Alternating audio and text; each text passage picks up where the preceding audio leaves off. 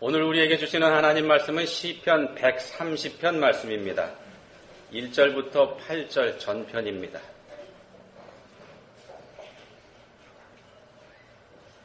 한 목소리로 읽겠습니다.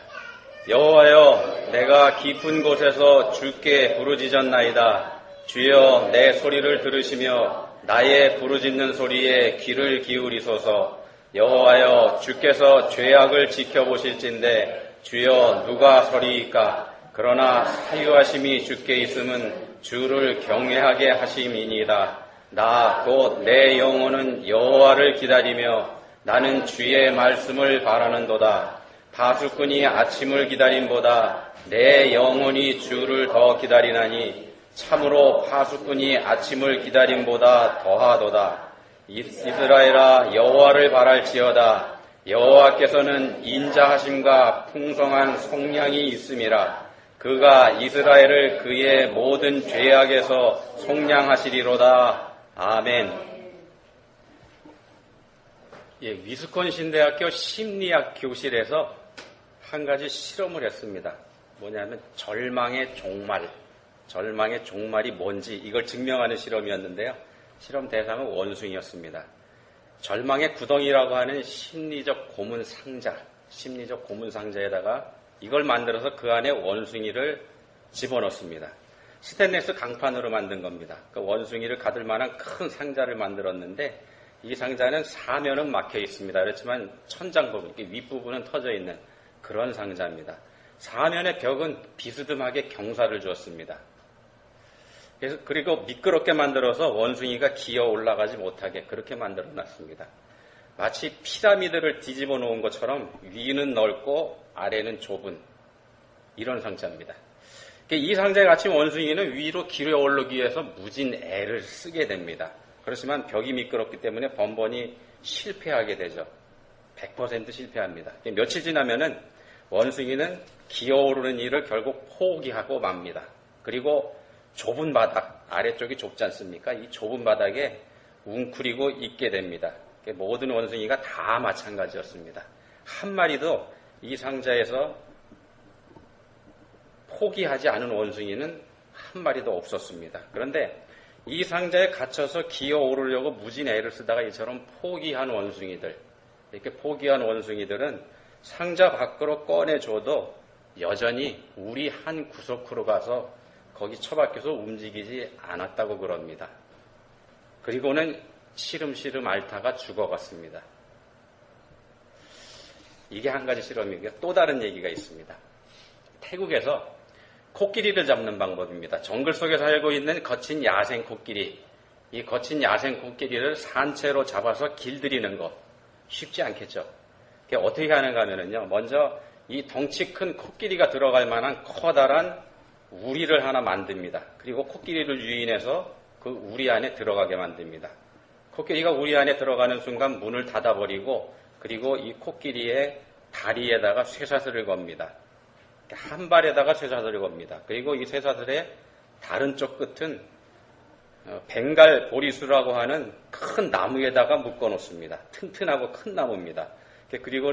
그리고는 그렇게 하고 난 다음에 이 코끼리가 갇혀있는 우리를 제거해 줍니다. 그러면은 코끼리는 발이 쇠사슬에 묶여 있긴 하지만 쇠사슬의 길이만큼은 자유스럽죠. 몸도 자유스럽습니다. 며칠 동안 자신을 묶고 있는 이 쇠사슬을 끊기 위해서 무던히 애를 씁니다. 튼튼한 쇠사슬과 커다란 보리수 나무, 이것 때문에 그렇지만 실패할 수밖에 없습니다. 자기 힘으로 이 두 가지를 이길 수 없다는 걸 깨닫게 되면 이 코끼리가 결국 포기하게 됩니다. 여기까지 가면은요, 이제 이 코끼리는 자신의 발에 팽팽하게 잡아당기는 줄만 묶어주면은, 그리고 이 줄을 작은 나무 기둥에다가 묶어 놓기만 해도 얘는 더 이상 꼼짝하지 않는다는 겁니다. 이 정도 되면은 공마단에서도 길들여서 사용할 수 있게 된다 그럽니다.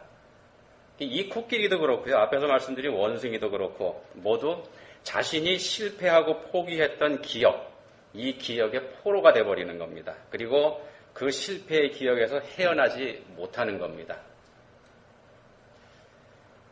절망에 대한 말씀드리고 있습니다. 절망. 절망을 국어사전에서 뭐라고 얘기하는가 하면요. 바라볼 곳이 없게 되어 모든 희망을 끊어버림 또는 그런 상태. 그러니까 바라볼 곳이 없어서 모든 희망을 끊어버림.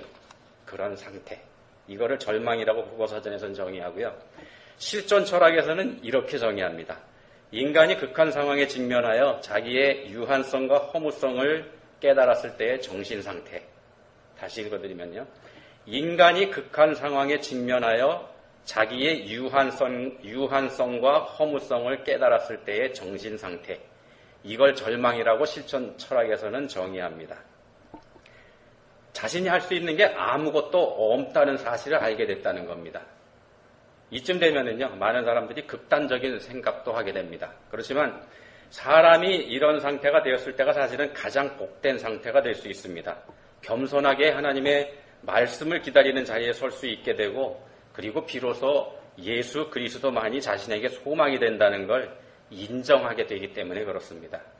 하나님께서는 바로 이런 상태에 처한 사람, 다시 말씀드리면은 상한 심령을 원하시는 겁니다. 시편 130편, 오늘 본문 말씀, 이 시편 130편이 바로 이런 상황입니다. 이 시를 쓴 시인은 절망에 빠졌습니다. 본문 1절에 보시면은 깊은 곳에서 부르짖는다 이렇게 말씀을 하는데, 여기서 깊은 곳이라고 번역된 히브리어 원어는 마마킴이라는 단어입니다. 이 단어가 뜻하는 건 절망과 고통의 상황입니다. 소망이 없는 상태, 이걸 뜻합니다. 극심한 고통, 또 가슴이 찢어지는 것 같은 고통, 그런 게 있습니다. 그렇지만 거기서 벗어날 수 있는 소망은 전혀 보이지 않습니다. 그 상황을 뜻하는 단어입니다. 일반적으로 사람이 고통 가운데 빠지는 데는 그 이유가 있게 마련입니다. 그 이유가 있게 마련입니다. 그렇지만 이 마마크라는 단어가 가리키는 상황은 그런 거하고 다릅니다.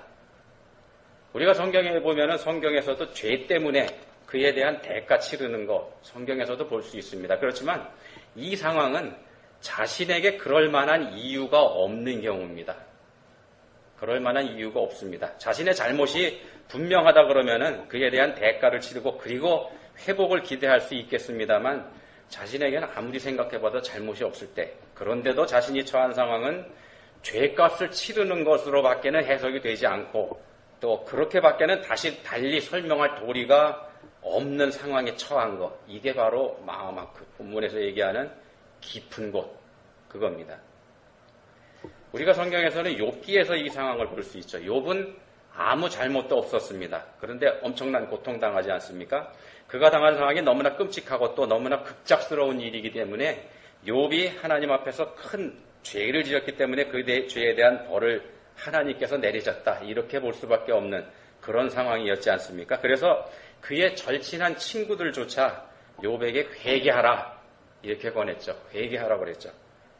그들은 욥이 누구보다도 정직한 사람인 줄 잘 알고 있었습니다.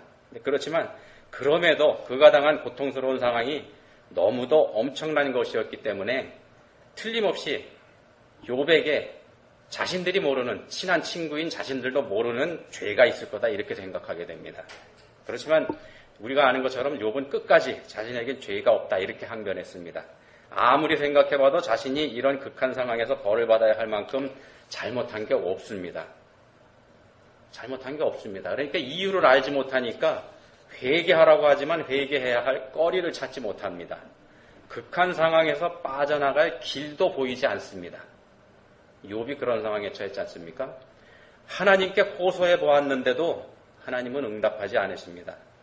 바로 본문에서 말씀하는 깊은 곳, 그곳에 욥이 빠져버렸던 거죠. 자, 이렇게 되면 어떻게 해야 될까요? 자신의 잘못을 알아야 하나님께 회개라도 해야 될 텐데 아무리 생각해봐도 그럴 만한 죄가 생각나지 않습니다. 자신이 이런 상황에 빠졌다는 사실이 이해가 가지 않습니다. 그리고 생각할수록 억울하기 짝이 없습니다. 더군다나 이 상황에서 벗어날 길도 전혀 보이지도 않고 찾지도 못하겠습니다. 여러분 같으시면 이럴 때 어떻게 하시겠습니까? 별 도리 없죠. 욥도 별 도리를 찾지 못했습니다. 욥은 내가 숨겨놓은 죄를 자백하고 회개하라 이렇게 친구들이 권유했지만 이 권유를 끝까지 거부하지 않습니까? 자신은 죄가 없다 이렇게 한 번 했습니다. 억울하다고 그랬습니다. 그래서 욥기 23장 6절에 보시면 욥은 하나님도 자신이 이처럼 고통당하는 이 이유에 대해서 하나님도 하실 말씀 없을 거다. 이렇게 호기롭게 당당하게 얘기하지 않습니까? 조금 다른 이야기가 될지 모르겠습니다만은요. 흥미로운 얘기가 하나 있어서 소개시켜 드리겠습니다. 우리가 동물원에 가보면은 그다지 상쾌하지 않은 냄새 나지 않습니까? 짐승들에게서 나는 냄새죠. 짐승들의 몸에서는 우리에게 그다지 유쾌하지 않은 그런 냄새가 납니다. 그런데 우리가 잘 알다시피요. 우리 사람의 몸에서도 냄새는 납니다. 일본 사람들은 우리 한국 사람들한테 마늘 냄새가 난다고 구박을 했죠. 근데 우리를 그렇게 구박한 일본 사람들에게도 사실은 그들 특유의 냄새가 있기도 합니다. 정도의 차이가 있을 뿐이죠. 누구에게나 다 냄새는 납니다. 우리 주변에 있는 미국 사람들 보면은 향수 꽤 진하게 사용하는 경우 많이 보게 되죠.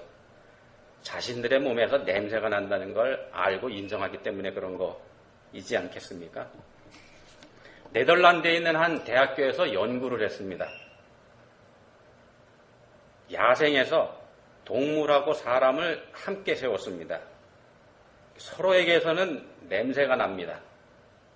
동물에게서도 사람에게서도 땀을 흘리면 냄새가 더 납니다.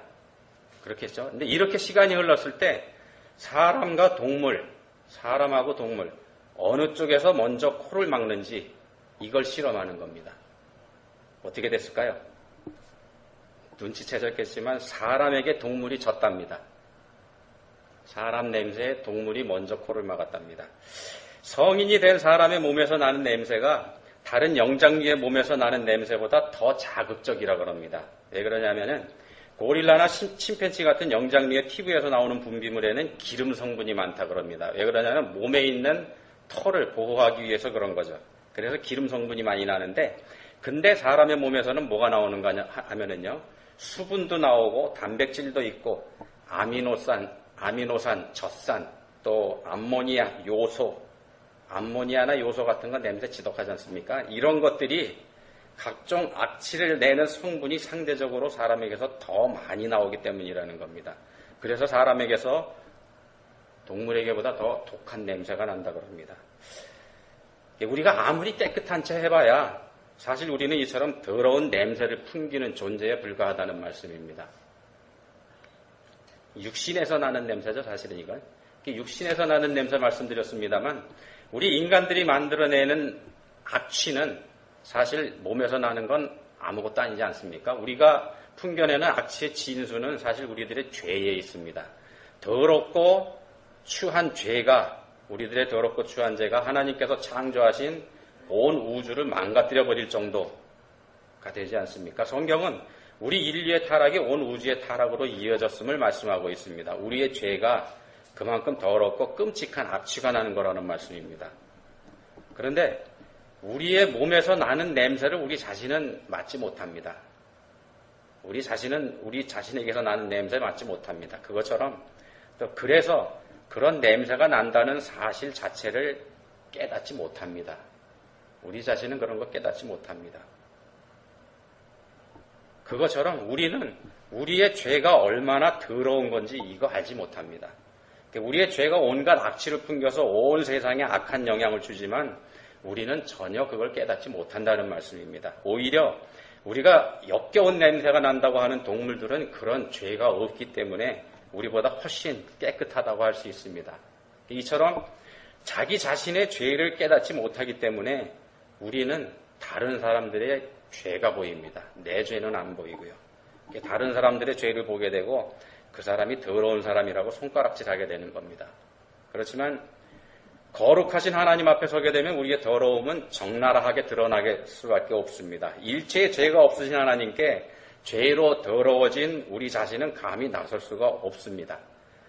하나님의 거룩하심 앞에 죄로 더러워진 우리는 감히 설 수 없는 존재인 것입니다. 그래서 하나님도 자신에게는 아무 하실 말씀 없을 거다 이렇게 호기롭게 소리쳤던 욥기의 마지막 장면에 가서 하나님께서 나타나시는 순간에 아무 말도 하지 못했지 않습니까? 우리의 처지라는 게 그 정도에 불과할 뿐이라는 말씀입니다. 그래서 본문 3절에서도 우리를 지켜보고 계시는 하나님 앞에 누가 감히 설 수 있겠느냐 이렇게 고백하고 있습니다. 결국 우리의 처지는요, 하나님께서 우리가 이해하지 못할 절망의 구렁텅이로 우리를 밀어 넣으신다고 하더라도 한마디 대꾸할 수도 없는 존재에 불과할 뿐이라는 말씀입니다. 다만 그런 우리임에도 사랑이 풍성하신 하나님께서 우리를 불쌍히 여겨주시기 때문에 우리에게 소망이 있을 뿐입니다. 결국 우리는 전능하신 하나님의 뜻 안에서 그분의 은혜로만 존재할 수 있을 뿐입니다. 이게 이 시편의 전체, 시편 130편의 전체에서 여호와, 주 이런 단어가 반복이 되고 있는데 굉장히 많습니다. 한번 유심히 읽어보면은 이 시편에서 주, 여호와 이런 단어가 굉장히 많이 등장하는데 그 이유가 여기에 있습니다. 이렇게 보면은요, 우리는 한없이 초라한 존재라는 생각 들지 않습니까? 우리가 얼마나 불쌍하고 또 얼마나 보잘것없고 얼마나 가치 없는 존재가 우린지 모르겠다 이런 생각이 우리가 들 수밖에 없습니다. 그래서 많은 사람들이 자신들의 이런 처지를 인정하려고 들지 않습니다. 우리에게 죄가 있다는 사실을 인정하려 들지 않는다는 말씀입니다. 그리고 인정을 하더라도 우리를 이런 처지로 밀어 넣어버리신 하나님을 원망합니다. 자기 자신에게 책임을 돌리지 않고요. 그렇지만 하나님이 나쁜 분 절대 아닙니다. 하나님께서 우리를 이런 절망의 구렁텅이로 밀어 넣으신 거 아니라는 말씀입니다. 우리의 죄가 우리를 그렇게 만들었습니다. 하나님은 오히려 그런 우리를 도와주시는 분이죠. 본문 4절 말씀 이렇게 말씀합니다. 그러나 사유하심이 주께 있으면 주를 경외하게 하심이니이다. 본문 3절에서는요. 더러운 존재인 우리를 지켜보시는 하나님 이렇게 얘기를 했습니다. 그리고 그 하나님 앞에 아무도 설 수 없음을 고백했었죠. 3절에서 그렇게 했습니다. 근데 그렇지만 본문 4절에서는 그런 더러운 우리들을 용서해 주시는 하나님을 노래합니다. 하나님은 죄로 더러워진 우리들을 깨끗하게 해주시는 분입니다. 그래서 우리에게 소망이 있습니다. 본문 4절에서 사유하심 이런 말씀이 있는데 이 말의 뜻은 용서한다는 뜻입니다. 죄로 더러워진 우리들을 하나님께서는 그럼에도 용서해 주신다. 이런 뜻이 이 단어에 들어가 있습니다. 아무리 우리가 더럽고 추하다고 하더라도 죄 때문에 우리의 삶에서 역겨운 냄새가 난다고 하더라도 우리 하나님께서는 우리를 용서해 주시고 깨끗하게 해 주실 것이다. 이렇게 말씀하는 겁니다. 그러니 하나님을 찬양하지 않을 수가 없습니다. 그런데 문제가 있습니다. 하나님께서 우리를 용서해 주시고 죄에서 우리를 구원해 주신다고 해도 우리가 그 사실을 느끼지 못하는 겁니다. 우리가 그 사실을 느끼지 못합니다. 많은 경우에 보면 우리는 우리의 죄를 용서해 주시는 하나님을 머리로만 이해합니다. 하나님의 용서가 우리 피부에, 가슴에 와닿지 않는다는 말씀입니다. 쉽게 말씀드리면 그저 멀리만 느껴지는 겁니다. 용서는 고사하고 하나님께서 정말 나하고 함께 하시는지 확실하게 믿겨지기가 쉽지 않습니다. 하나님은 나와는 상관없는 저 멀리 계신 분이라고 생각하는 경우가 적지 않다는 말씀입니다. 특히 우리가 절망의 깊은 곳에 빠져 신음할 때, 우리가 우리의 삶의 무게에 눌려서 신음하고 있을 때 하나님 어디 계시는지 우리는 모른다고 생각한다는 말씀입니다. 그렇지만 우리 자신이 하나님으로부터 가장 먼 곳에 떨어져 있다고 생각할 그때에, 반대로 말씀드리면요, 하나님께서 우리 자신에게서 가장 먼 곳으로 떠나가 버리셨다고 생각할 그때에, 바로 그때에도 하나님께서는 여전히 우리 곁에 계십니다. 우리가 잘못 알고 잘못 생각하고 있을 뿐이죠. 시편 139편 8절에서 10절 말씀 이렇게 되어 있습니다. 내가 하늘에 올라갈지라도 거기 계시며 스올에 내 자리를 펼지라도 거기 계시니이다. 스올은 음부라고도 번역이 되는데 지옥이라고 생각하셔도 상관없습니다. 내가 새벽 날개를 치며 바다 끝에 가서 거주할지라도 거기서도 주의 손이 나를 인도하시며 주의 오른손이 나를 붙드시리이다. 하나님은 늘 우리와 함께 하시는 분이십니다. 우리가 앞이 전혀 보이지 않은 깜깜한 상황에 빠져 있더라도 바로 그때에도 우리와 함께 하시는 분이 우리 하나님이십니다. 비록 우리가 우리의 죄 때문에 그런 험악한 장소로 추락해버렸다고 해도, 우리 죄 때문에 우리가 떨어졌다고 해도 그것에 상관하지 않고 언제나 우리와 함께 하시는 분이 바로 우리 하나님이십니다. 근데 왜 우리는 그런 하나님을 알지 못하고 그렇게 언제나 우리와 함께 하시는 그 하나님을 느끼지 못하는 것일까요? 하나님하고 우리 사이에 괴리가 있기 때문에 그렇습니다. 하나님과 우리 사이에 벌어진 틈 때문입니다. 하나님과 우리 사이에 존재하는 죄가 만든 틈, 이 틈이 우리로 하여금 우리 하나님을 알지 못하게 하고 느끼지 못하게 하는 겁니다. 그러면 어떻게 해야 우리와 함께 하시는 그 하나님의 임재를 우리가 분명하게 알 수 있을까? 하나님께서 나와 함께 하시다는 그 사실을 어떻게 하면 알 수 있을까? 우리가 어떻게 할 도리가 없습니다. 사실 그것은요, 전적으로 하나님의 주권에 달려있는 문제입니다. 우리가 어떻게 우리가 어떻게 할 수 없는 우리 권한밖의 일이라는 말씀입니다. 하나님은 주권자이시기 때문에 우리가 그분의 활동을 우리 마음대로 제어할 수 없습니다. 하나님은 이 세상의 주인이시기 때문에요, 이 세상의 한 부분에 불과한 우리가 그분을 좌우할 수 없습니다. 우리가 이걸 인정해야 됩니다. 우리가 인정해야 될 점이 바로 이 점이라는 말씀입니다. 그래서 우리가 해야 될 일이 뭐냐 하면은 기다림입니다. 기다림. 오늘 말씀의 제목을 제가 기다림이다 이렇게 정했는데, 이렇게 정한 이유가 여기에 있습니다. 본 시편 130편의 후반부에 보시면 많이 등장하는 단어가 기다린다는 단어입니다. 6절 한 절에만 기다린다는 단어가 3번이나 등장합니다. 바란다는 말, 이 말을 기다린다는 말하고 똑같은 뜻으로 더 우리가 이해한다 그러면 5절부터 7절 사이에 모두 6번이나 등장합니다. 우리가 할 수 있는 일은 하나님을 기다리는 겁니다. 하나님께서 우리의 모든 죄를 다 용서해 주시고 우리를 완전하게 회복시켜 주실 때까지 우리가 할 수 있는 최선의 방법, 믿고 기다리는 겁니다. 그래서 어떤 면에서 믿음은 다른 말로 바꿔서 하면은 기다림, 이렇게 얘기할 수도 있습니다. 우리 기독교는 기다림의 종교이기도 합니다. 하나님의 때, 하나님께서 일하실 그 때를 기다리는 것, 그것이기 때문에 그렇습니다. 그런데 문제가요, 우리가 그 기다림이라고 하는 게 우리의 기대보다 더 길 수 있다는 게 문제입니다. 우리의 기대보다 훨씬 더 길다는 것이 문제입니다. 그럴 수 있습니다. 왜냐하면요, 하나님하고 우리하고 시간 개념이 다르기 때문에 그렇습니다. 하나님에게는 하루가 1000년 같고 1000년이 하루 같기 때문에 그렇습니다. 때를 결정하는 하나님의 시간 개념이 우리의 그것하고 천지차이입니다. 우리는 느려 터진 인터넷 때문에 몇 초를 기다리지 못하는 그런 성질을 가지고 있지 않습니까? 그게 우리들입니다. 그렇지만 하나님은 아브라함에게 약속하신 자손 25년 후에 주셨습니다. 그리고 아브라함에게 약속하신 약속의 땅, 그 땅은 약속하시고부터 무려 500년쯤이나 지나서 자손들에게 주셨습니다. 다윗에게 하나님께서 약속하셨습니다. 내 자손에게서 구세주가 나오리라. 이렇게 약속을 하셨는데 그 약속이 얼마 만에 이루어졌는가 하면요, 다윗으로부터 1000년이 지났을 때 예수님이 오셔서 그때야 비로소 이루어졌습니다. 부지하게 길죠. 기다림이라는 이 뜻은요, 기다리는 우리로서는 어찌할 수 없다, 이런 뜻이기도 합니다. 우리가 아무것도 할 수 없다는 그런 뜻이기도 하다는 말씀입니다. 본문 4절에서 말씀하는 사유하심, 이 말도 하나님께서 주권적으로 결정하시고 주권적으로 행동하시는 겁니다. 모든 권한이 하나님께 있습니다. 우리가 할 수 있는 거 아무것도 없습니다.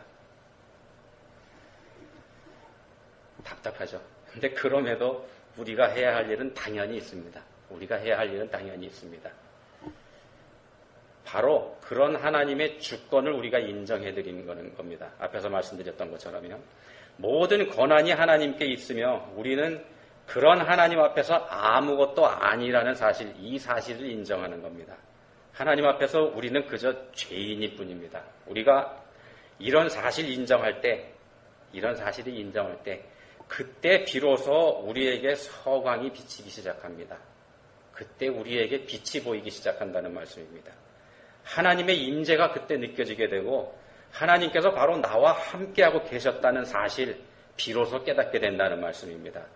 우리가 죄인임을 인정할 때 그 일이 되는 겁니다. 그럴 때 비로소 우리는 본문 5절에서 말씀하는 대로 주의 말씀을 바라는 일이 가능하게 됩니다. 비로소 하나님의 말씀을 약속으로 우리가 굳게 붙잡을 수 있게 된다는 말씀입니다. 하나님의 약속의 말씀을 믿을 수 있게 되는 겁니다. 그때 됩니다. 우리가 믿음으로 기다릴 수 있는 것, 바로 이 하나님의 말씀 때문입니다. 그 말씀 안에 약속이 들어가 있기 때문에 그렇습니다. 우리에게는 기다림의 시간이 참을 수 없는 고통일 수 있지만 그렇게 오래 기다리게 하신 하나님의 때가, 우리에게 기다리게 하신 하나님의 그 때가 우리에게도 가장 좋은 때임을 우리가 비로소 그때 인정할 수 있게 됩니다. 하나님께서 정하신 때이기 때문에 그렇습니다. 말씀을 붙잡고 오래 참고 기다리시는 여러분들 다 되시기를 우리 구주 예수 그리스도 이름으로 축원합니다. 기도하시겠습니다. 하나님 아버지, 믿음은 오래 참고 기다리는 것이라는 사실을 알게 해주셨습니다. 그리고 그 근거가 하나님의 약속의 말씀임을 알게 해주셨습니다. 이제는 저희에게 말씀을 붙잡을 수 있는 견고한 믿음 주시기 원합니다. 저희의 더럽고 추한 모습을 깨끗하게 해주시는 하나님 앞에 겸손히 나아가서 하나님의 주권을 인정해드리고 하나님의 임재를 기다릴 수 있도록 저희들에게 은혜 베풀어 주시기를 원합니다. 예수님 이름으로 기도합니다. 아멘.